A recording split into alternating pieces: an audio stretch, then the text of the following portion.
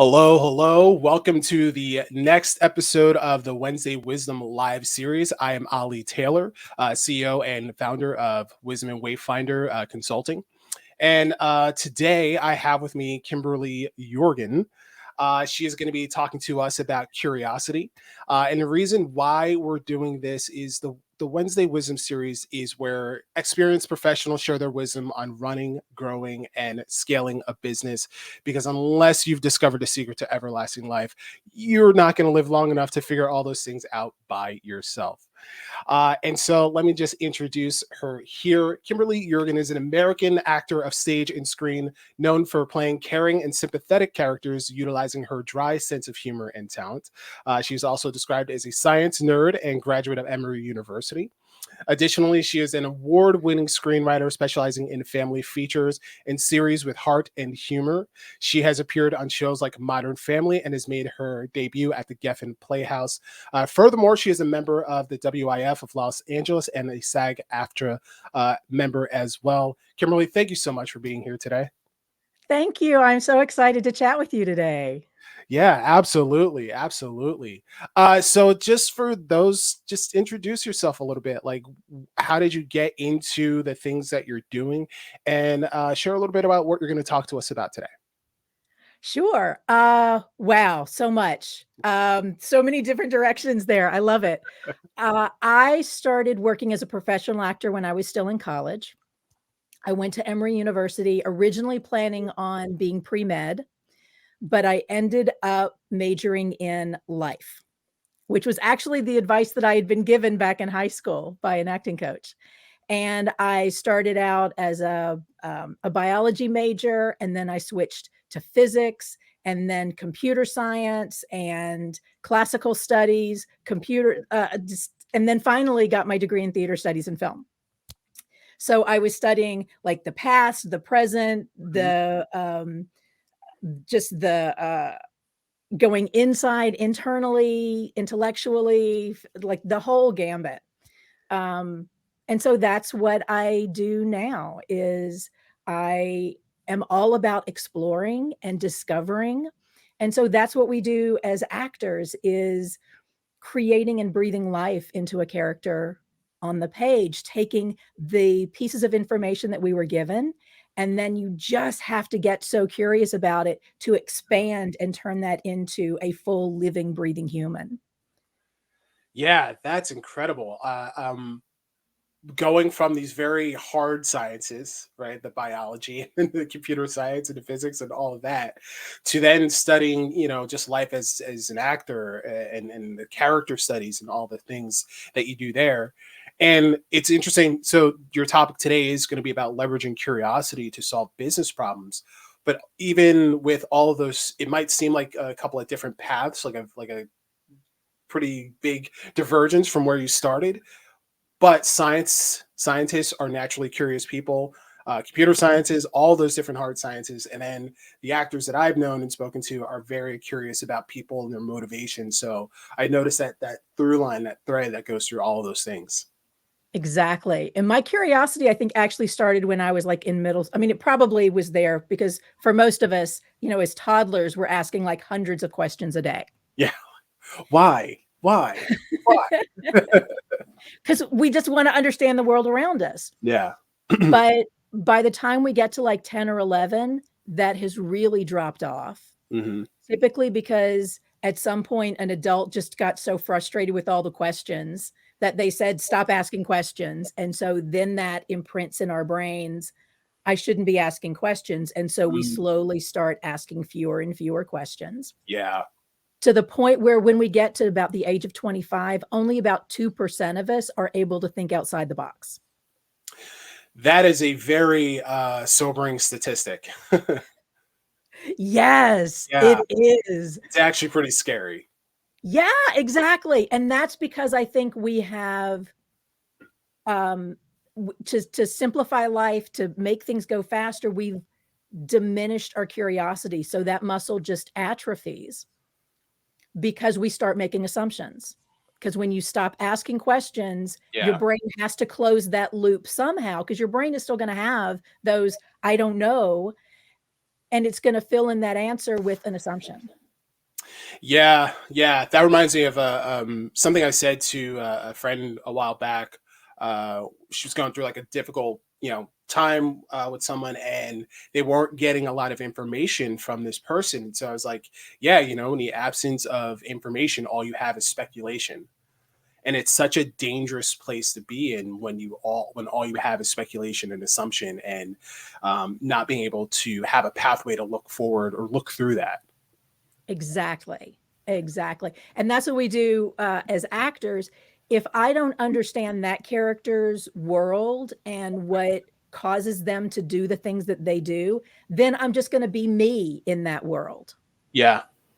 And so you have to break down assumptions. You have to break down your projection of purpose so that you can play that character the way they are meant to be played, so that it's not just always me on stage or me in the movie.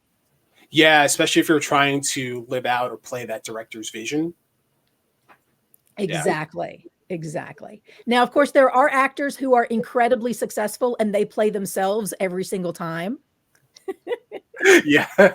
And I enjoy watching those people too. Like there is something that's very interesting about them, but they are always bringing them to the role. So when that role comes up, the filmmakers and the casting directors know exactly who they're going to call because, oh, this is a so-and-so Yeah.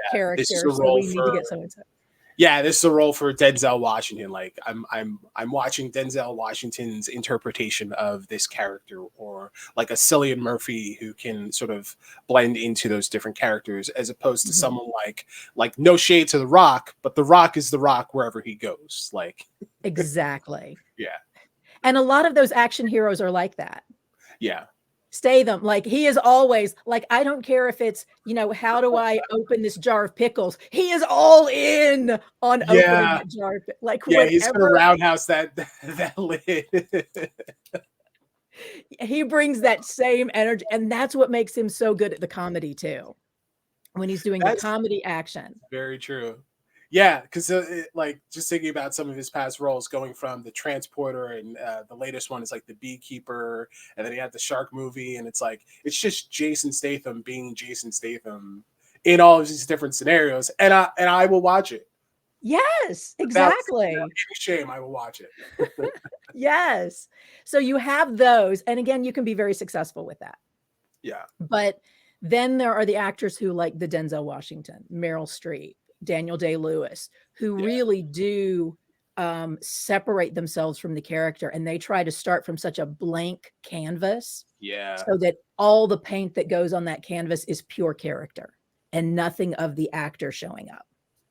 Yeah, that's such an incredible skill, and I think it requires such a deep awareness of who you are, so that you know like what pieces to put aside when you're showing up to do that, to be into that character. Yes, Yeah. exactly. Yeah, so let's talk about like how does this apply for businesses, especially for business owners who have a particular problem they're trying to solve, and maybe even for those employees who might be stepping into different roles. It all comes down to that same kind of curiosity, letting go of assumptions Yeah. and just diving in and seeing every experience with fresh eyes, Mhm. entering it with wonder. And that leaves you open to hearing the other person's viewpoint without projecting what their opinions are. Like Yeah. so often when there's like a conflict between people in a verbal conflict between people, it's because assumptions are being made on both sides of what the other person is thinking, what their motivation is, that we haven't heard what's true for that person. And the only way we're really going to get to what is their truth, what's the real thing that they're concerned about, Mm. rather Yeah, than, what's the thing oh, on you want my job. No, it's not that they're after your job. Maybe actually it could be, but odds are there's a whole world of stuff that has nothing to do with you. It's like when we're driving down the road and then a car cuts us off. And Yeah, if your knee jerk reaction is, oh, you jerk, why would you do that? right. When they probably didn't even notice you. Yeah, They they're like probably just focused on, whatever is in front of them. Or, maybe they got a text or a phone call, something that like really important that just came in. And they took their eyes off for a second. Mhm. And unfortunately, Exactly. it impacted you in a negative way. Right. But we take things personally because we assume that it had to do with us, Yeah. that somebody is attacking us, that somebody is anti us in some way. Yeah. We're When very most of the time, that's not the case. Sometimes it is. yeah. Because again, I don't think there's any blanket statements. Yeah. Um, but you have to be open to the possibility that there are multiple possibilities. And I find that a lot of people and aren't able to do that, aren't able to hold, especially two conflicting ideas or thoughts at the same time without being consumed by one or both of them. Correct. And that's where developing that sense of curiosity that really is like I can call myself a radical curiosity coach. Mhm. And so it has to be radical curiosity because this is one of the things I love when somebody starts a statement with, I'm just curious. And then they say the thing that always like intrigues me. And I'm like, let's see if you really are curious. Right. Because there's a difference between asking a question and being curious. Yeah. Yeah, there's a very passive aggressive tone that can come with, well, I'm just curious, and then they say Mhm. what their assumption is, but really what they're curious is if their assumption is correct or not. You know. Right. They're looking for a specific reaction from you or a specific thing from you rather than truly being open to what's happening. Yeah, yeah, and what's happening with the other person, and especially with if you're I mean, I had this experience with a job that I was at where there was a lot of the sort of differing past and sort of insecurities and um, inner chaos that we're talking to each other versus us really communicating with each other. Right now that I've Mhm. had a lot of years of perspective and distance from that moment, being able to have a better idea of what was really happening, and I could just see it's sort of those inner children, those inner conflicts coming together. What the hell is that? You did 2 thumbs up. Oh, cool. You All right. obviously are working on a Mac because that's what happens on a Mac. I have There's one never seen that before in my life. Okay. All right. We got fireworks today. woohoo! We can also get confetti. Nice. Oh, that's cool. Yes. And if you're a rock star, Nice. All right. Very yes, cool. that is the latest update. The Sonoma update on a Mac Okay. gave us all of these interesting little automations. So you have to be I should careful. probably read my updates at some point. Oh my gosh, when I'm teaching and all like we're really into a thing and then all of a sudden the fireworks go off or I'm like, "Oh, seriously." Yeah. Well, I'm It glad it can wasn't be a distracting. serious point during that. um, but yeah, just back to that. Yeah, you can see a lot of times, especially in these organizations where there's a lot of egos that are at play. There's a lot of like insecurity that's at play, and there's a lot of bringing yourself to the sort of unresolved, unhealed self to the situation or the problem or to the workplace, and then the mission, the vision is ignored in favor of these little, these little ego trips, these little ego tiffs, which I'm sure I'm going to assume that that's something that you've dealt with on different sets and casts that you've been on. Exactly, exactly. And because I also coach, folks in business. I coach entrepreneurs as well. And so when we're working on those things, it's usually the need is to always step back Hmm. because it's the idea of you can't see the forest for the trees because you are so deep inside the forest Yeah. that you can't see that bird's eye view anymore.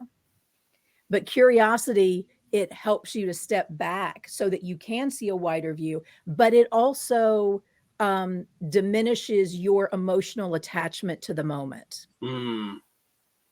which is where most of that stuff is coming from. It's all like fueled by, whatever emotionally is happening for you, that Yeah. you're feeling vulnerable in some way. And so if you are someone who responds to that feeling with pushback and aggression, Yeah. then that's what you're going to bring to that moment, unless you're able to step back and go, what's going on here? What's happening? Yeah. Because So, your nervous system just got triggered. yeah, it's got hijacked, right? Yes. Yeah. So how do you deal with that, both on a film set, but then also in coaching your entrepreneurial clients to manage that in the moment? Well, fortunately, I am neurospicy, which means that my brain is wired a little bit differently. In my case, I am also dyslexic. So I really do, like, my brain is wired in a way that I see things in completely different ways. Yeah. Like the Dead Poet Society, when he stands up on the desk, I'm like, yeah, man, give me that desk. Like I Yeah. am always like standing on 1,000 different desks when I'm looking at something. Yeah.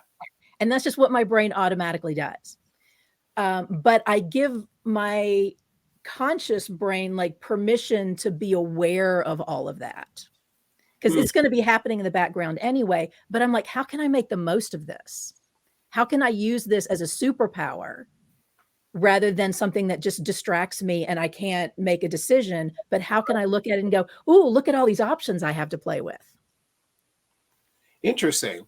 So rather than viewing it as like, man, I'm not coming across, in a sort of neurotypical way, or what, or my brain and my emotions, my nervous system's being hijacked. How can I use this as leverage to accomplish something that I want to do? Is that what you're saying? Exactly. So how can I solve the problem? So everybody's brain is the way their brain is. Mhm. I'm actually not a fan of thinking of anything as neurotypical, because I'm like, what does that even mean? I I have no idea. Exactly. So I'm like, this is just the way my brain is wired, and the way your brain is wired is also super awesome. And let's get in and figure out how you work and how you do what you do. And so that's what I do with each of my clients is, first off, like, let's get in and let's really understand like what is happening for you in any given situation, so Yeah. that you understand when that, because the brain is just so freaking awesome. You know, I love how it works. It is the most complex and beautiful machine. It's I am so in awe of it. Like I totally know why I started on the science track, and like that was my jam. Well, that was like your foray into everything else. Yeah. Yes. And I still actually get to dip my toe in it. I'm working with a company now where we are looking at genetics and how you can apply your genetic code to what you do. Interesting. Because everything is on your code. Like how you vote is Yeah. in your DNA. How you like preferences, it's all in your DNA. Plus all of the other things like, are you an introvert or an extrovert? That's DNA. Interesting.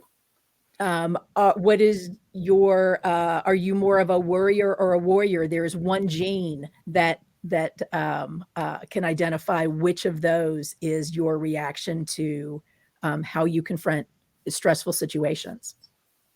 Yeah, I know. I forgot who I was talking to about this, but we were talking about like voters, and certain voters tend to have a larger amygdala, so their sensitivity to danger and threats is a bit higher than those who don't. And so that I think the study said that kind of aligns with like how certain people vote, or at least the messages that they respond to when it comes to voting. Mhm. Yeah. But even like other preferences, like it's so incredible how we thought we were so much more in control of things. Yeah.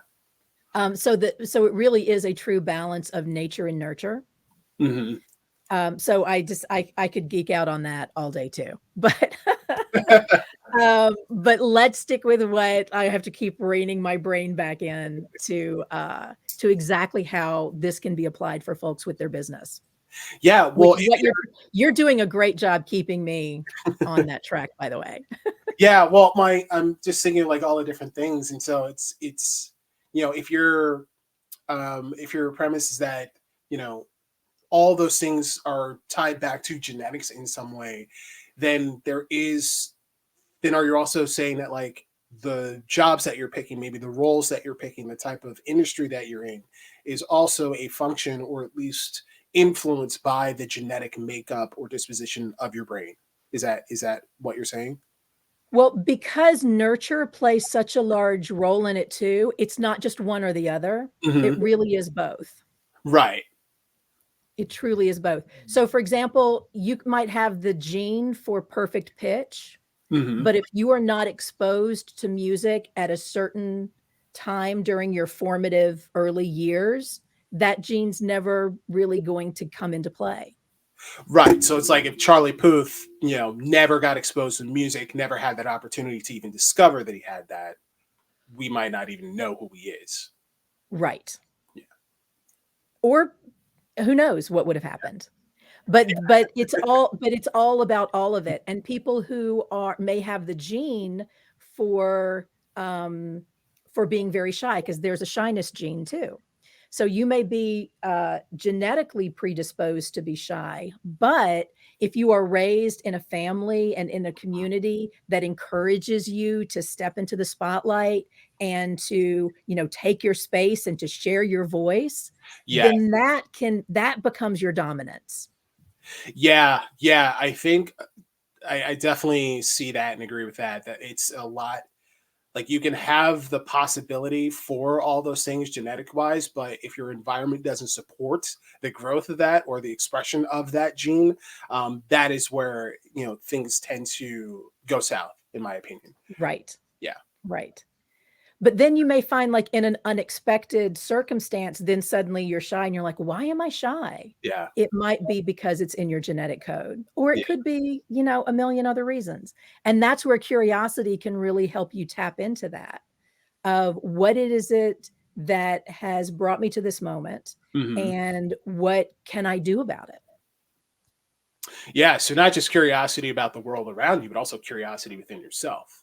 Like, Exactly. And why when am I'm I doing coaching, the that's things I'm doing? Yeah. yeah, that's actually where I start folks coaching, is getting curious about themselves, because if you can get that, that gets the ball rolling. Because if you're not curious about yourself first, Mhm. then it's like building a house but forgetting a foundation. Yeah. Yeah. A lot. That tends to happen a lot. I don't want to live in that house. No. So if you are building your business but you haven't done some self inspection, Yeah. then you are going to have like some shaky walls, and all kinds of stuff is going to happen because you haven't built yourself to support that house that you are building.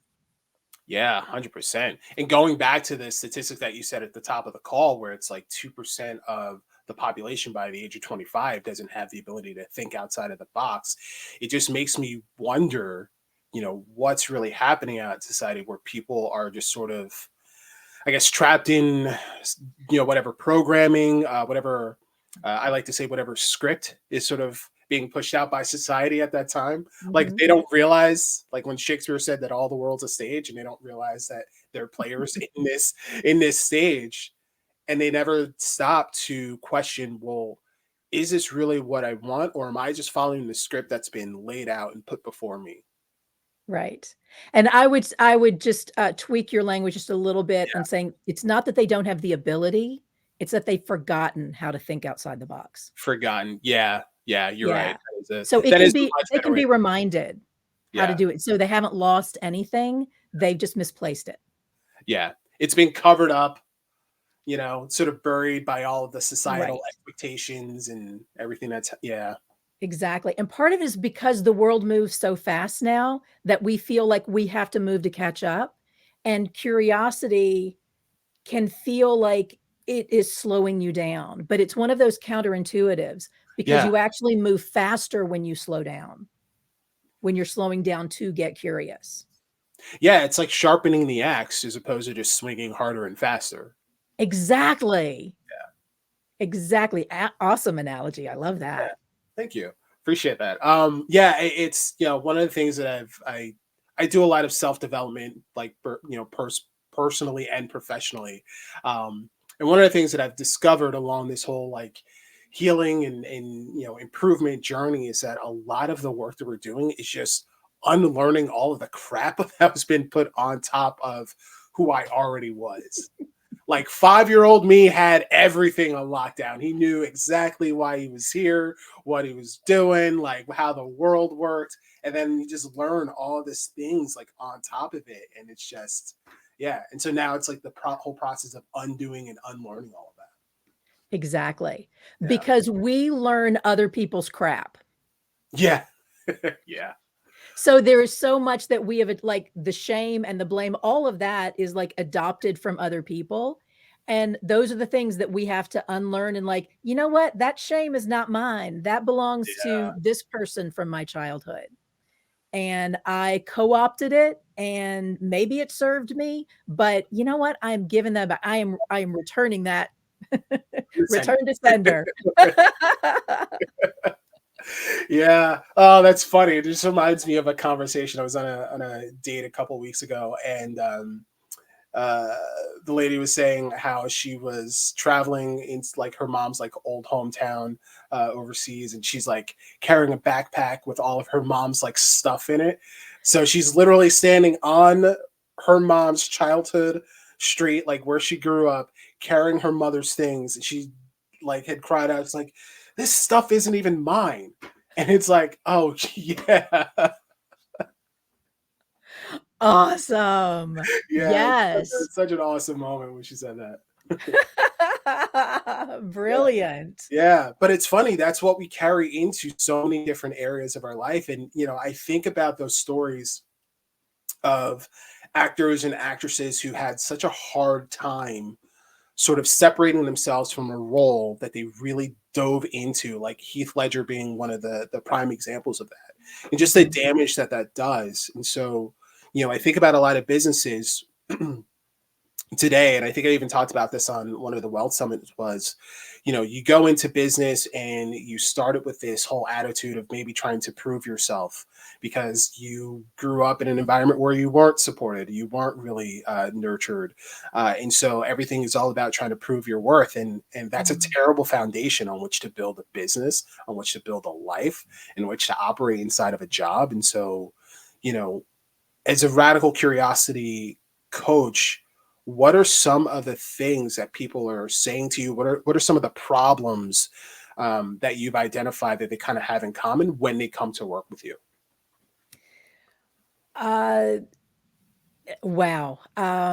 There are because people tend to come to me from different things. Like somebody might be struggling with sales, and so they Hmm. come to me. And what we discover is that their challenge with sales, there's so many things that could possibly be the roadblock for Yeah. them from doing that. Some people come to me when they are struggling with networking. As an introvert myself, Hmm. it can be exhausting to go to networking events.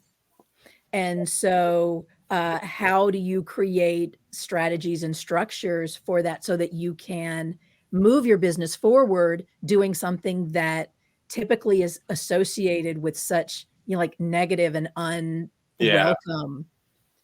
And like at the end of the day, I'm going to feel this. God, I don't want to do that because I don't want to feel that at the end of the day. So Yeah. how do we reshift that? How do we relabel things? That's a big part of the work that I do with folks. But typically when they come to me, it's just because it's not working and they've tried a bunch of stuff and they don't know how to do it. And I'm like, all Mm, right, well, then let's figure it out. Because a lot of times folks have heard from a guru that this is how you do it. yeah. And so people will think, okay, then it worked for them, it'll work for me. But hey, remember, neurospicy, one of the things I learned early on is that their process is not necessarily my process. Hmm. And what worked for them is amazing. And I think it's fabulous. But to think that that works for everybody, we're not all the same people. No, not at all. So Similar. unless I'm a unless I'm a carbon copy of them, it's just not going to be it's not going to be necessarily the thing. So sometimes it's just tweaking it. So how do we take this idea and just sometimes it's just like a minor, like when you go to your take your car in to get some work done and they're like they just tighten a bolt and that fixed it. And you're like, "Oh Yeah. man." And Here's sometimes like the whole $1,200. Here's your transmission has to advice. get Yeah. so that's how I look at it. Sometimes we can like fix something with just like a tiny little, let's just tighten that bolt and boom, you're off to the races. And Yeah. sometimes we may need to go in and do like a complete engine overhaul to get it done. But the only way you're going to discover that is by going in with curiosity. I don't go in with any feeling that I know what the problem is or know what the solution is because I don't know their world.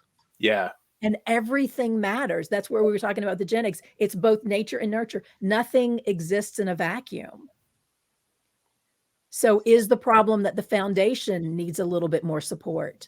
Or is the foundation solid, but then there's something that's like in the wiring or in the walls or in the like where is the thing that's causing the house of cards? Mm. Yeah. Yeah, and I can imagine. So like that, I love all of that. I'm one of my favorite characteristics in another human being is their curiosity. I love people who are naturally curious that way, and I think that's been the secret to my success is the level of curiosity that I have. I mean, you see all the books that I have behind me, all the different jobs that I've worked, all the different conversations that I had. But for someone who is a stressed and overworked business owner who's trying to Mhm. figure out how the hell am I going to get, sales into the door next week? Otherwise, I got to start laying some people off. I got to go start having some conversations about maybe moving my Mhm. off, like downsizing in some way. What can you say to someone like that who may not think that they have time for curiosity? Take a step back, Mhm. stand on that desk. We'll go back to the Dead Poet Society. Step on that desk and look at it from a different angle because Yeah. when you are so inside a problem, you can't see a way out. Yeah. And sometimes just that change of perspective, just, and it doesn't even have to be like a major overhaul. Sometimes it's just taking a step back, taking a deep breath. Um, Anybody who feels like they can't solve the problem should probably start with their breathing Mm. because odds are there is something that like tension is going to stop your breathing. And when your nervous system gets into that fight, flight, or freeze mode, you cannot solve problems. So I have about like 20 different like uh, uh, nervous system regulation things that I share with the folks that I work with. But Yeah. one really simple one that you can do at any time is just turn your head to the side and then look at everything that's around there. And then turn your head to the other side and look at everything that's around there. And if you've got like neck issues, just like a little bit, that's all you need is just a little bit of a turn because genetically, like biologically, when we are in fight, flight, or freeze mode, we can't turn away because we are fixated on whatever it is that we feel is attacking us. Oh So if wow. you just turn your head and take in everything, it tells your nervous system, it's all fine. It's all good. So now you can come back and it will immediately, for most people, now again, we're all, We're all the way that we are. yeah. So some people may need a little bit more than that, but for a lot of folks, that can instantly just, and you're going to notice like a relaxation. Oh, okay. And that can be enough for you to see it with a little bit of distance. Yeah, I love that.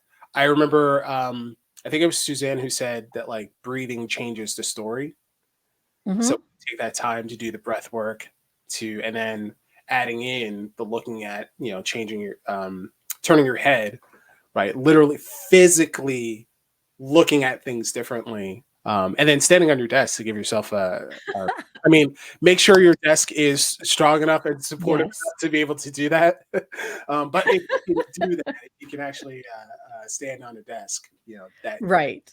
does switch things up. Yes. So Or your chair. If it's not a swivel chair, then maybe you could just like stand on your chair. Like yeah, anything that's going to shift your perspective. For me, that also makes it fun. yeah, And when you can approach things with, and that's, I think, why curiosity just jazzes me so much, because it's fun, because it's new and it's unexpected, and it gives me like new things to play with. yeah. Well, it just shocks the brain, right? Yes. Yeah, And so if you can do that with whatever it is that's stressing you out, just like maybe even like just change the angle that you're looking at it, or like do something so that you're looking at it in some way that is different. yeah. Or What's if you feel like I can't do this, just a simple, but what if I could? but that's a great one. I love that. But what if I could? Yeah. Yeah, So there's a simple question that you can ask yourself anytime you feel, oh, this just isn't working. But what if it was? Ooh, okay. And like suddenly, just when I say that to myself right now, like I feel a change in me because I have opened myself to the possibility of something other than problem. yeah. And your brain has to deal with that question because it always wants to close that loop. And so I remember uh, one of the coaches that I was working with, we were talking about like different affirmations and stuff that you could try. And, it was like, well, I don't necessarily believe that. So she's like, well, if you're having trouble believing that, then ask yourself, well, what if I did?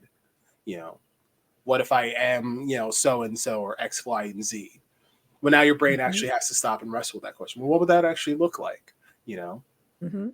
and you And start, yeah, what are the things that I could put into place to make that true yeah, instead of this perceived truth? yes, Because those assumptions are where we feel like there is one truth. mm, There is only one way that I can experience this thing. Sales are horrible. There's only one way that I can feel about sales. There is only one way that I can respond to the numbers that I'm seeing on this page. But what yes, if there wasn't? What if you could look at those numbers and rather than seeing them as a disaster, seeing them as a wake-up call? hmm, Ooh, I need to shift something. So these numbers aren't working. These aren't the numbers that I'm wanted to be seeing. I mean, we're getting into tax time now. So a lot of yeah, folks are looking at their numbers. And if they're not what you want, then get curious and think, so what were the pieces that fit together to result in these numbers? And what can I do differently? yeah. What if, like, those two words, what if, can be Mhm. very powerful, and you can either use them for good or you can use them to, torture yourself. Yes. Yes. Yeah. Yeah, because I mean, I've talked to business owners who hate sales, um, and here's where I've experienced this a lot. I was talking to someone yesterday about nonprofits, and a lot of like nonprofit people, they hate the idea of selling. They think it's like being scammy or spammy.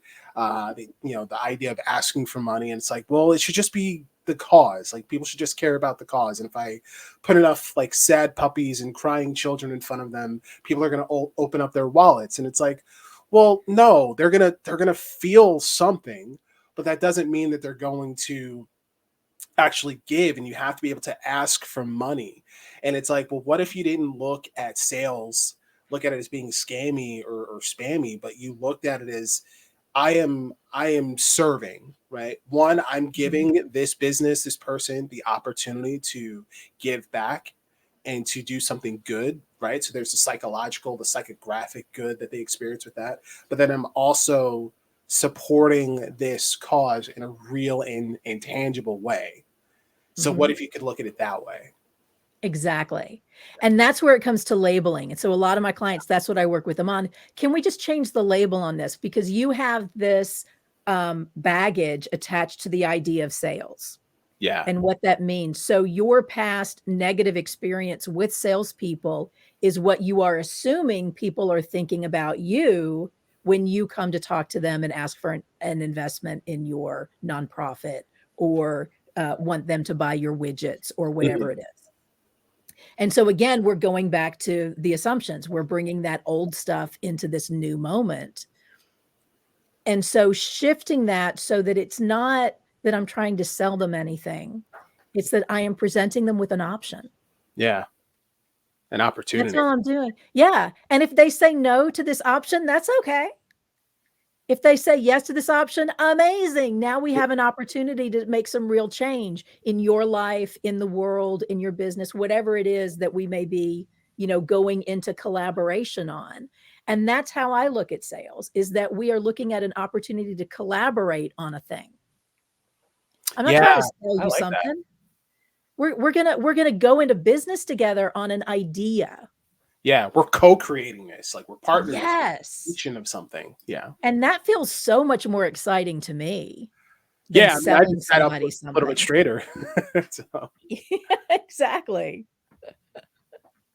And I've been in sales like my whole life, like from Girl Scouts. I was one of those, in the parking lot you're running selling cookies. Yes. one of the original cookie dealers. Yes, indeed. Top sales. Nice. Yes. Yeah. Because I saw it as fun. I took, again, neurospicy. I Mhm. took a jingle from a shoe commercial and used that to sell cookies. Oh, what jingle was it? 2 for the price of 1 plus $1. Okay. And that shows you how long ago it was that I was a Girl Scout, because they were only $1 a box back then. Yeah, they're definitely not a dollar Definitely anymore. not $1 anymore. Yeah, so you'd have to come up with your own jingle. But Yeah. yeah, so I thought that, and I'm like, "Oh, that could be fun here." And it would. Like, I would sing that to somebody and they would start smiling, and then they'd reach for their wallet Yeah. and they'd take their cookies home. So it's all about finding the fun, and the fun can come from being curious, because again, you're not feeling entombed in the problem. Yeah. That's a great word, entombed in the problem. Because I feel so many people are feeling that way, especially with all of the different like outside circumstances that are happening, both economically, just sociopolitically, globally in the world, and then just whatever's going to happen in the election season. Like there's so many different things, and of course with inflation, like all these things can be problems, and um, being able to ask that question of what if. Yeah. What if I looked at it differently? What if it wasn't as bad? What if there was opportunity inside of all of these different things that are happening? Yes. Yeah. What if the room was bigger than this corner where the problem exists? Mm, Because our nose is buried in that corner of the room. We can't even see what else is in our room. We can't see what we have access to in that room, because our nose is buried in a corner. And yeah. all we see, our complete peripheral view, is nothing but problem. And the Yeah. further we can step back from that problem, the more we can see the rest of the room and the rest of our resources and the rest of our capacity. Oh, I love that. That's such a good way of looking at it. Yeah. Thank you. Yeah. Awesome. All right. So if somebody wants to work with you, what is the thing that they should do? Where do they need to go? What do they need to do? Well, they can go to my website, kimberlyjurgen.com, and there are ways that they can connect with me there. You can schedule a time to meet with me if you just want to chat about it and see what kind of impact this could make for you in your life, in your business. And that's the great thing about curiosity. Like, you'll find, like, once you start getting curious, like, you become infected with this bug of curiosity, and suddenly, like, you want to spread it and you want to be curious about everything. Just the same way that that toddler was, like, so excited about all of their questions. Yeah, I was gonna say you kind of become a kid again, and you get to go ask all those why questions. Exactly. Oh, don't get me started on why questions. We'll need a whole nother chat for that. Why not? Um, because why questions can be pointless. Mm. Yeah, Yeah, there is a point at which you can navel gaze too long. You kind of just need to make a decision and then, make the decision right, as Suzanne yes, also likes to say. Um, right. so yeah. All right, and then I have your link, which I will post into the comments once this is posted up on all of the different social channels. And Yes. I always like to end these calls with having you share just one piece of wisdom that you would like to pass on. It doesn't have to be related to business, just one piece of wisdom uh, that you would like to pass on to anybody that's watching. Get curious, have fun in life. And one of the simplest things that you can do to begin to reawaken that curiosity within you is to just ask yourself, how do I feel?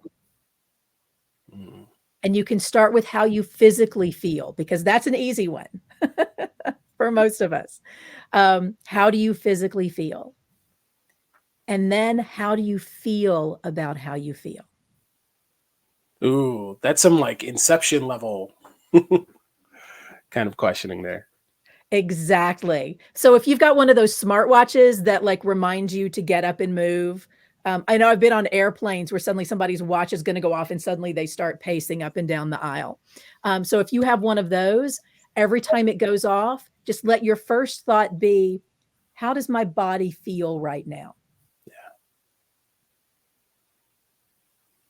And that's the first step, because as you get more aware, because most of us, we have no idea how our body feels.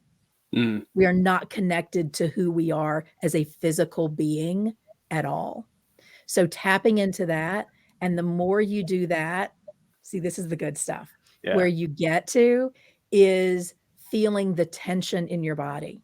Mm, And when you can discover the tension and be aware of it every time it begins to bloom in your body, that's where literally the sky is the limit on the possibilities for yourself and for your life, because tension is the enemy of creativity. tension is the enemy of creativity. That's a quotable. I like that. Thank you. Well, Kimberly, thank you so much for being here today. Really appreciate everything that you shared.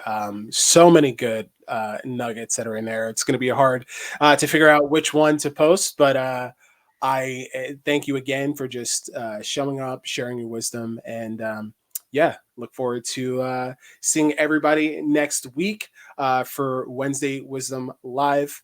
Take care.